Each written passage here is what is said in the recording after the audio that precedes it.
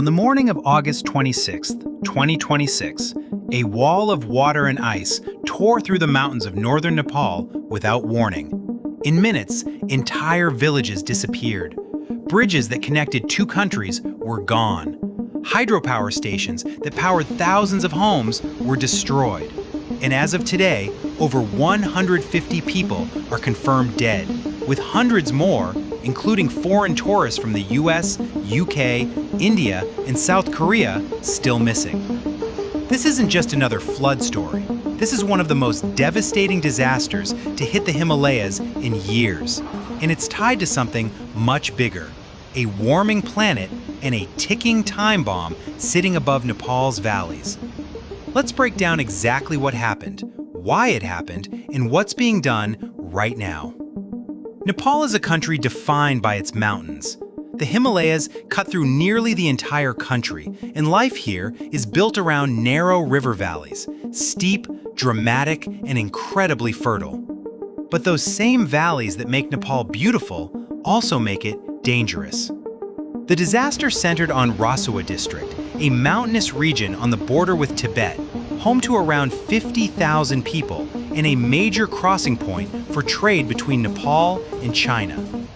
The area sits along the Bot Koshi and Trishuli rivers, rivers fed directly by glaciers high in the mountains. That detail matters because what hit Rasuwa wasn't a normal monsoon flood. It was something far more violent. Here's what investigators believe happened. A massive chunk of ice broke away from a glacier high in the mountains near the Nepal-Tibet border. When that much ice and debris crashes down at once, it can trigger what's called a glacial lake outburst flood.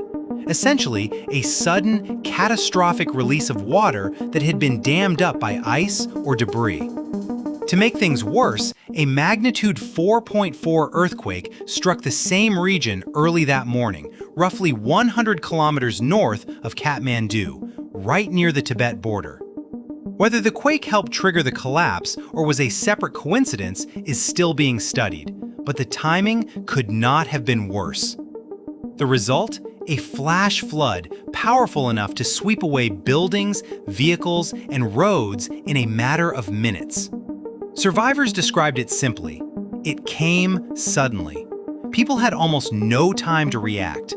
Let's talk about the scale of destruction, because it's staggering. Human toll. Nepali police have recovered over 150 bodies, and authorities across the border in Tibet's Jirong County confirmed additional deaths. Nepal's Ministry of Culture and Tourism reported that hundreds of tourists, more than 400 of them foreigners, were unaccounted for in the immediate aftermath. That includes American, British, Indian, and South Korean citizens.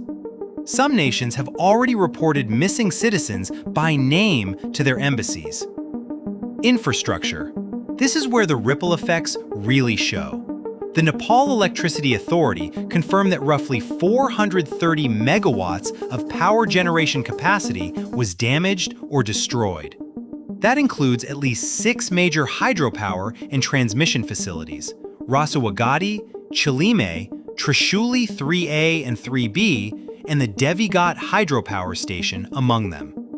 For a country that relies heavily on hydropower, that's a massive hit to the national grid. Transportation. Roads and bridges connecting Nepal to Tibet were destroyed, cutting off a major cross-border trade route. In some areas, floodwaters remain too high even for rescue helicopters to land, meaning some of the hardest-hit communities were, for a time, completely unreachable. Local economy. Markets, guest houses, and small businesses along the trekking and trade routes through Rasuwa, an area popular with tourists heading toward Langtang National Park, were wiped out in an instant. Nepal moved fast. The government mobilized the Nepal Army, the Armed Police Force, and Nepal Police, backed by helicopters and medical teams, to begin search and rescue operations immediately. Because the disaster straddles an international border, this became a multi-country effort almost overnight. Nepal's government publicly asked both India and China for rescue assistance. China's president acknowledged the disaster and offered condolences. Local officials in Tibet's Jirong County said they feared major casualties on their side of the border as well. Humanitarian organizations moved quickly, too. UNICEF has been on the ground supporting affected families, especially children, with clean water, hygiene kits, medical care, and safe spaces, drawing on a logistics network that can deliver emergency supplies almost anywhere in the world within 72 hours. But rescue is only half the story. In the hardest-hit areas, officials were telling residents living along the Boat-Koshi River to move to higher ground immediately. Because with the terrain this unstable, a first flood is often followed by more. So, what's actually new about this disaster compared to Nepal's past floods? 1. The trigger. Most of Nepal's worst floods, like the massive 2024 floods that killed over 300 people, were driven by extreme monsoon rainfall. This one wasn't a rain event.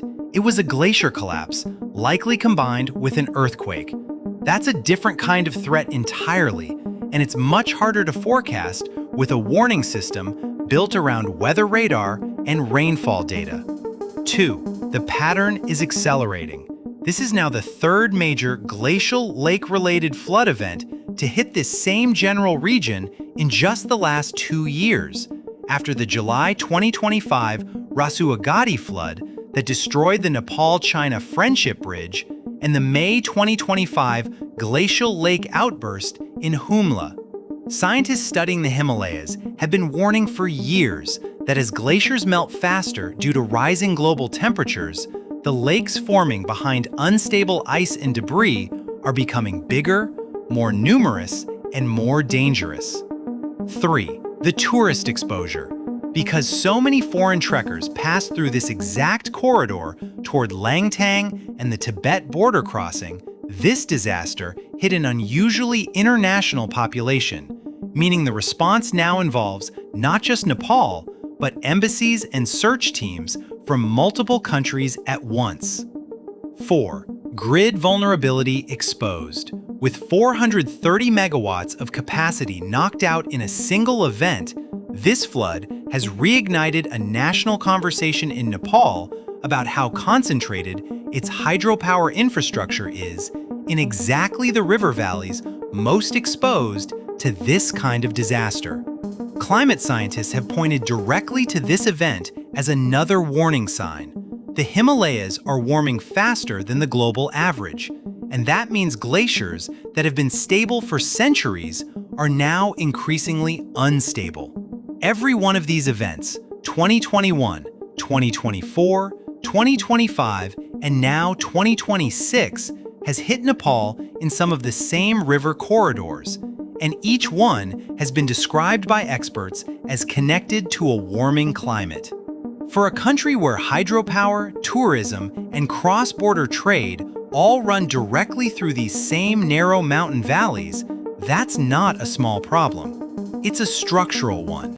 Rebuilding roads and power stations after a flood like this takes months, but rebuilding trust in the safety of these valleys, for residents, for trekkers, for investors in hydropower, may take a lot longer. Search and rescue operations are still ongoing as of this recording, with hundreds still unaccounted for. Expect the death toll to keep changing over the coming days as more bodies are recovered and more missing persons are located, some, hopefully, alive, in areas that were simply cut off by the flood rather than swept away.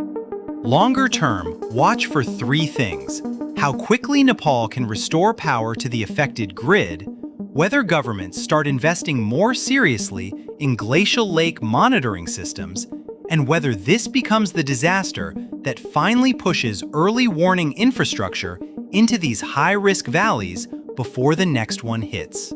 This is a developing story, and the numbers you just heard may already be out of date by the time you're watching this. I'll be tracking updates and will put the latest death toll and rescue numbers in the pinned comment. If you want to understand more about why the Himalayas are becoming this unstable, I've got a video breaking down glacial lake outburst floods, linked in the description. That's the mechanism behind almost every major Nepal flood of the last 5 years. Thanks for watching, and if this helped you understand what's happening in Nepal right now, hit subscribe for more breakdowns like this.